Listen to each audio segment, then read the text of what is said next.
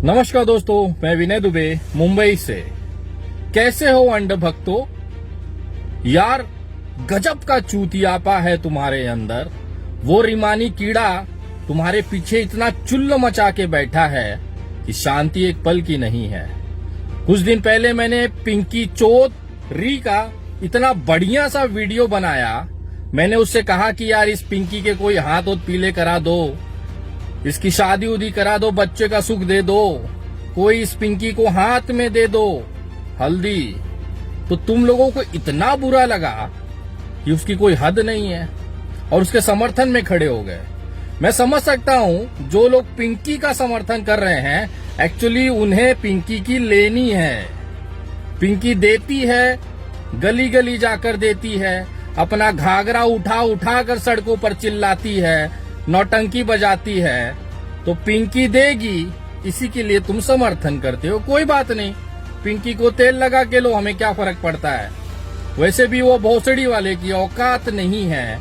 कुछ बदल पाए तो कम से कम कुछ लोग उसका सुख ले लें, क्या दिक्कत है। पिंकी बेटा, तुम जहां भी हो मरवाते रहो, लोगों को खुश करते रहो, घाघरा उठाकर नाचती रहो, कोई दिक्कत ना। आज का वीडियो उन तमाम मेरे नौजवान हिंदू भाइयों के लिए है जो हिंदू धर्म के रक्षा के लिए, सनातन धर्म के रक्षा के लिए अपनी जान निछावर करने पे तुल पहुंच चुके हैं।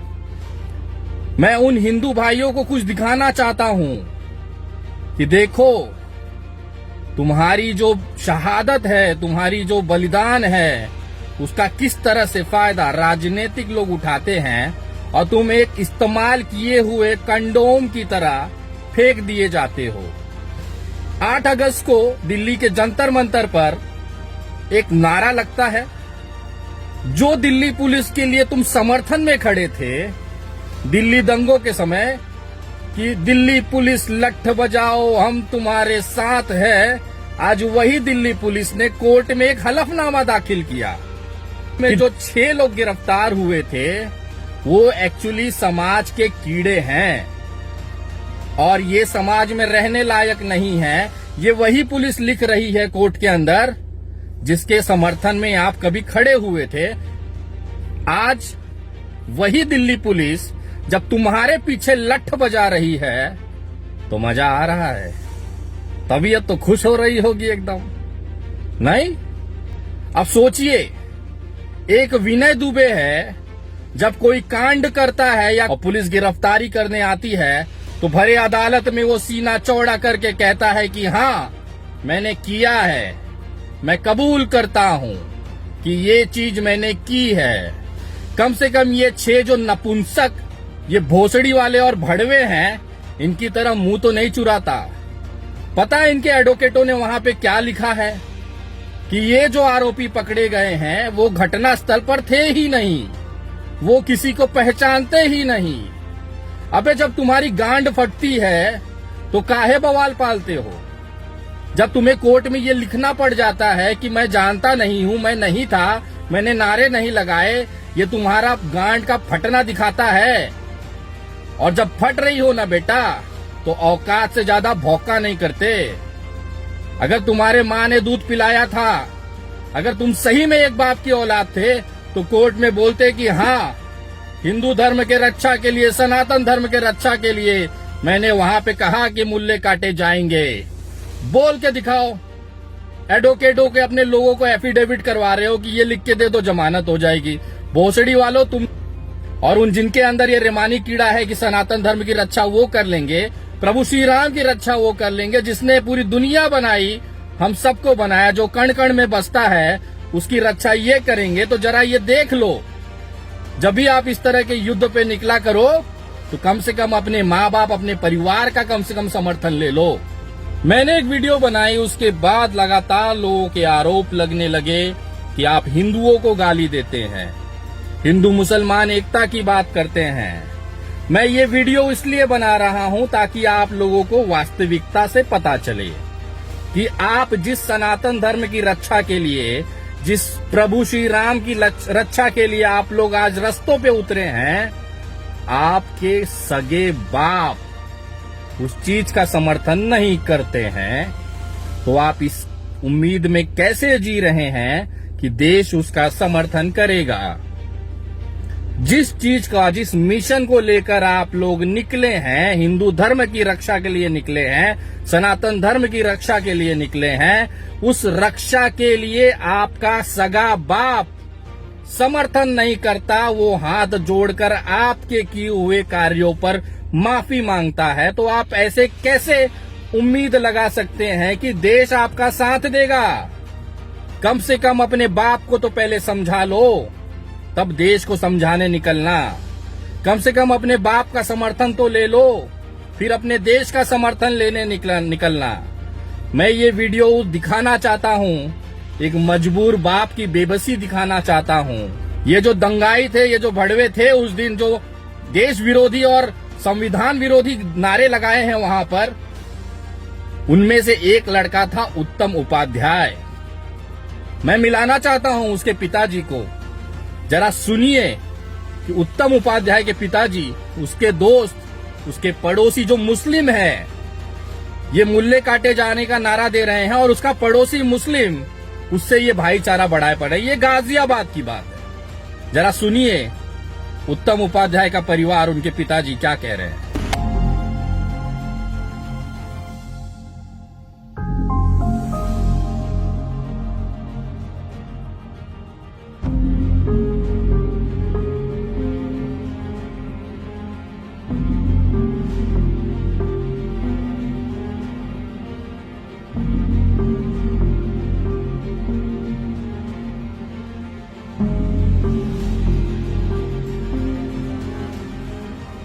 हम तो ठीक दुकान चलाने वाले इंसान हैं। अब ये उल्टे सीधे कोई भी ऐसा काम हम नहीं चाहते कि उसने जो किया है या किसी ने कराया है, हमें कुछ इस बारे में कोई मालूम नहीं है और ना ही हम आज तक उसका ये पता कि वो है कहाँ। 8-9 तारीख से तो संपर्क में ही नहीं है किसी भी तरह से। हम खुद परेशान हैं। हमारा इससे पहले हम तो कुदरत ने वैसे ही मार रखे हैं। बड़ा बेटा हमारा एक्सीडेंट में मारा गया था, अभी उसे 1 साल भी जो है हुआ नहीं है और इसी महीने 27 तारीख में उसे 1 साल होगा। तो हम तो वैसे ही ये महीना हमारा गलत चल रहा है और ऊपर से ये काम हो गया। कैसे हुआ हमें इसकी कोई जानकारी नहीं। अगर उसने जो भी कुछ किया है वो गलत किया है। हम इस चीज़ के बिल्कुल फेवर में नहीं है किसी भी तरह। किसी के उकसावे में किया है या किसी ने ब्रेन वॉश किया है या अपनी मर्जी से किया है, जो भी किया उसने गलत किया है। तो मैं तो यही चाहूँगा कि वो जहाँ भी है, हमें अगर संपर्क होता है तो हम उसे केस करेंगे जैसा भी है। ये दुकान भी उसी के लिए कराई थी, वही बैठता था, सुबह बैठता था और शाम तक वही बैठता था। मैं तो अड़ी भीड़ में थोड़ा बहुत साथ देता था उसका, बाकी सब काम उसी का ही है। उसे इतनी फुर्सत ही नहीं मिलती थी। वो तो एकदम ही 8-9 तारीख से ही गायब हुआ है। जो भी जहाँ भी गया है हमें पूरी जानकारी भी नहीं थी इसकी। संपर्क करने की कोशिश कर रहे हैं, बजरंग दल वालों से भी संपर्क करने की कोशिश कर रहे हैं। एक युवा मोर्चा, किसान युवा मोर्चा है बीजेपी का, उससे भी संपर्क करने की कोशिश करी हमने। क्या उनसे क्या वो जुड़े हुए थे? उनसे वो जुड़ा हुआ था, उसे उपाध्यक्ष भी बना दिया था यहाँ मंडल में ही, उपाध्यक्ष था वो।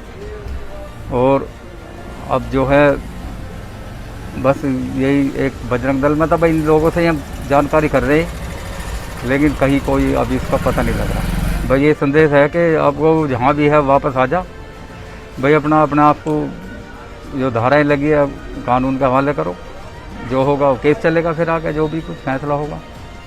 लेकिन मैं यही चाहता हूँ कि जितनी जल्दी हो सके अगर वो घर आ जाए, क्योंकि सब परेशान है। मम्मी उसकी परेशान है, हमें वैसे भी खतरा है भाई। ये एक मान के चलो कि ये हिंदू मुस्लिम का हिसाब बना दिया इन लोगों ने, जो बनाया है उसकी जान को भी खतरा हो सकता है। मैं सबसे हाथ जोड़कर ये अपील करना चाहूँगा कि जो कुछ भी हुआ वो गलत है, ठीक है। हम सभी धर्मों की जो है इज्जत करते हैं और मैं मुस्लिम धर्म से जिनको आहत हुआ है उनसे भी हाथ जोड़कर माफ़ी मांगनी चाहूँगा कि उत्तम भाई द्वारा जो भी भाषण दिया गया है, जो भी गलत हेट स्पीच दिया गया है, उसकी हम निंदा करते हैं। और बाकी हम ये फ्यूचर में चाहते हैं कि मतलब कुछ भी अगर कोई भी ऐसी घटना है या कुछ भी है, ठीक है जी, वो आगे से ना दोहराई जाए। और ये है कि जी जो आपसी सौहार्द है, जो आपसी मतलब तालमेल है, वो बना रहे। क्योंकि किसी ने भी चाहे जो कुछ भी किया है, चाहे ब्रेन वॉश करा है, जो भी करा है, ठीक है, हम उस चीज़ के लिए तो हमें पता ही नहीं है, खैर कुछ भी हुआ जो भी हुआ। पर हाँ ये जरूर चाहेंगे कि मतलब अगर ये लगता है कि भाई मुस्लिम धर्म की जो है आस्था को या उनको आहत पहुँचाए, तो उसके लिए तहे दिल से माफ़ी चाहते हैं हम लोग। रिलेशन बिल्कुल ठीक था, कोई ऐसी दिक्कत नहीं। हम आपस में बिल्कुल भाईचारा से रहते हैं, वो भी भाईचारा से रहते थे, ऐसा हमारे से उससे कोई प्रॉब्लम नहीं था। और कुछ आप बताना चाहोगे? और कुछ नहीं, बाकी सब ठीक है सर। उनका घर भी सामने ही है। हाँ। तो आप क्या बचपन से ही आपने तो देखा होगा? बचपन से देखा, बिल्कुल ठीक थे, कोई ऐसा वो लड़का ऐसा नहीं था। शर्म आती है क्या रे? एक बाप जिसने अपना बड़ा बेटा अभी अभी खोया है, 1 साल भी नहीं हुआ, इस महीने की 27 तारीख को 1 साल पूरा हो जाएगा। उस बाप के परिवार की जिम्मेदारी इस बेटे के कंधे पे थी, और ये भोसड़ी वाला अपने प्यार, अपने बाप की मोहब्बत, अपने परिवार का त्याग कर कर उस यति नरसिंहानंद भड़वे के चक्कर में पड़ गया। आज वो यति नरसिंहानंद बड़ा हो गया, इसका बाप छोटा हो गया। यही जो इसके बाप ने बात कही है ना कि हम किसी भी तरह से इस देश के अंदर हिंदू मुसलमान नहीं कर सकते, भारत हमेशा से सेक्युलर रहा है, हम सब भाई भाई हैं। अगर यही विनय दुबे बोलता था तो आप उसे हलाला की पैदाइश कहते थे, मुल्ले की औलाद कहते थे। आज वही उत्तम उपाध्याय का बाप ये बात बोल रहा है, तो क्या वो हलाला की पैदाइश है? मैं पूछना चाहता हूं उन तमाम मेरे हिंदू भाइयों से, उन कट्टरवादी हिंदू संगठनों से, क्या ये उत्तम उपाध्याय का बाप हलाला की पैदाइश है? क्या ये मुल्ले की औलाद है? अगर है तो तुम जायज हो, अपना विजन चालू रखो। और उत्तम उपाध्याय उन तमाम जैसे लड़कों से मैं कहना चाहता हूं कि ऐसा कोई काम मत करो रे कि अपने बाप का सर झुक जाए, उसे हाथ जोड़ना पड़े, भीख मांगना पड़े, माफी मांगनी पड़े।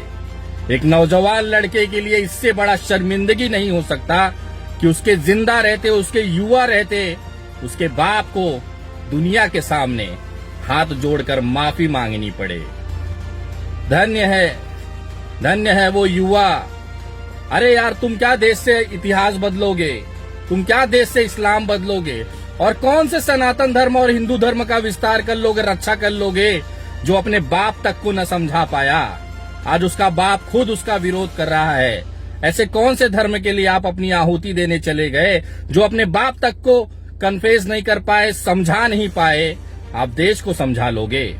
उन तमाम युवाओं से कहना चाहता हूं, जरा जाओ अपने घरों में अपने माँ और अपने बाप को पहले ये समझा लो।